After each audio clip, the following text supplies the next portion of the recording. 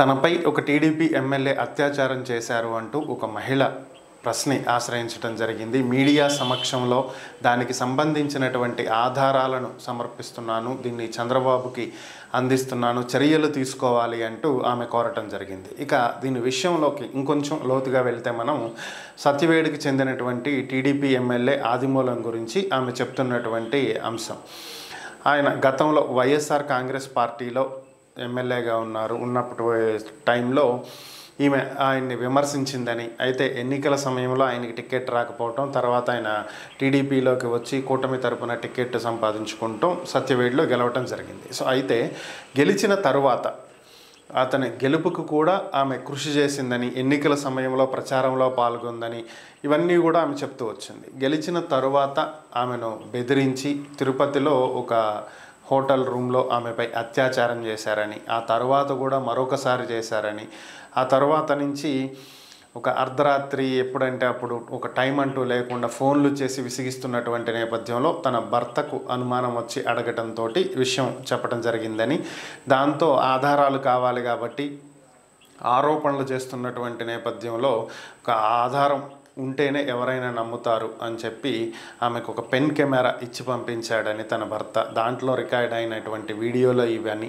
So ఖచ్చితంగా చర్యలు తీసుకోవాలి అంటూ ఆమె కోరటం జరిగింది. సో ఇక్కడ వరకు బాగానే ఉంది.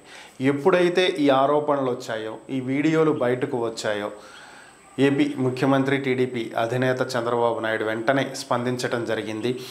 ఆదిమూలంని పార్టీ నుంచి సస్పెండ్ చేస్తున్నట్లుగా ఆయన ప్రకటించడం కూడా జరిగింది. సో ఇక్కడ వరకు బాగుంది. సో ఎప్పుడైతే ఆరోపణలు వచ్చినాయో వెంటనే దాని మీద చర్యలు తీసుకోవాలి, లేదంటే పార్టీకి చాలా నష్టం జరుగుతుంది. ఇది బాగా అనుభవం ఉన్నటువంటి చంద్రబాబు నాయుడు వెంటనే చర్యలు తీసుకోవటం జరిగింది. ఆయన ఎమ్మెల్యే పదవి కూడా మరి తొలగిస్తారా లేదా అనేది చూడాలి, రాజీనామా చేపిస్తారా లేదంటే ఏంటనేది చూడాలి. విచారణకు ఆదేశిస్తున్నామని అయితే చంద్రబాబు ప్రకటించడం జరిగింది.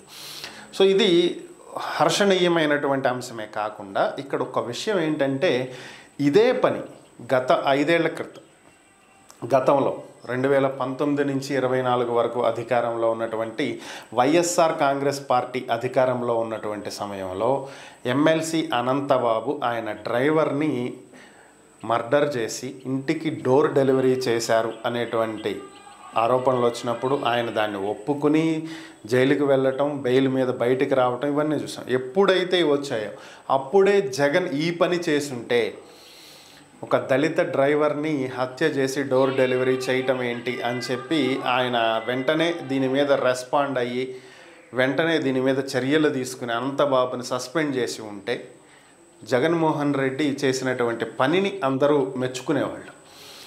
న్యాయం కోసం నిలబడ్డాడు అని చెప్పి మెచ్చుకునేవాళ్ళు. ఆయన పేదల పక్షాన నిలబడ్డాడు అనేటువంటి పేరు వచ్చేది. ఇప్పుడు చాలామంది అడుగుతున్నారు, మరి అనంతబాబు విషయంలో జగన్ ఎందుకు ఆ రోజు చర్యలు తీసుకోలేదు, ఒక దళిత డ్రైవర్ని డోర్ డెలివరీ చేస్తే మీరు ఏం చేస్తున్నారు అని చెప్పి ప్రతిపక్షాలు పదే పదే ప్రశ్నించినటువంటి పరిస్థితి. ఆ పరిస్థితి అసలు ఎందుకు తెచ్చుకోవాలి? ఇప్పుడు చంద్రబాబు ఎంత సింపుల్గా సస్పెండ్ చేశాడు, అలాగే సస్పెండ్ చేసి విచారణకు ఆదేశించాల్సింది. తర్వాత ఏం జరిగేది ఇక తర్వాత విషయం. ప్రస్తుతానికైతే అది సద్దుమణిగేటువంటి అంశం కదా. సస్పెండ్ చేసిన తర్వాత విచారణలో అది తప్పు అయితే తప్పు, న్యాయస్థానాలు చట్ట ప్రకారం శిక్షలు వేస్తాయి. లేదనుకోండి, లేదు ఏం జరగలేదు, అంత మంచిగా జరిగింది అని చెప్పి చెప్పడానికి ఉండేది. కానీ ఈ అవకాశాన్ని జగన్ ఉపయోగించుకోలేకపోయాడు. అది ఉపయోగించుకుని ఉంటే అటు కోనసీమ జిల్లాల్లోనైనా జగన్కి ఒక మంచి పేరుండేది, బట్ అది సాధించుకోలేకపోయినటువంటి పరిస్థితి. కానీ ఇప్పుడు చంద్రబాబు దాన్ని చక్కగా ఉపయోగించుకోగలిగాడు. ఆరోపణలు వచ్చిన వెంటనే సస్పెండ్ చేశాడు, విచారణకు ఆదేశించాడు.